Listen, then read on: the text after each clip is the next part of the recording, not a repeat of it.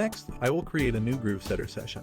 In the Session Settings window, I will enter the number of channels I want to use for my interface input and output device. I have 18 available channels from the aggregate device I just created.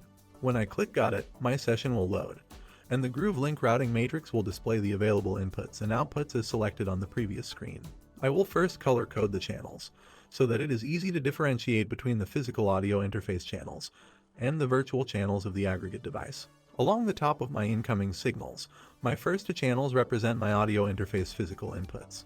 The following 16 channels are the virtual channels I have available through the virtual Blackhole device. On the left side of the matrix, I have the sound recipient channels.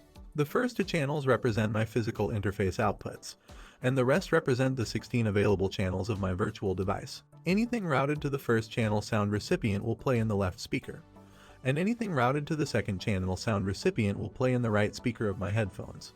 Take note to what happens when I route the signal to the third output channel of my virtual device. The signal goes from my interface through output number 3, which according to how I set up my virtual aggregate device, is the first output channel of my virtual sound device. At the same moment, this signal coming out of the virtual output channel is looped back as an incoming virtual signal on the corresponding virtual input channel.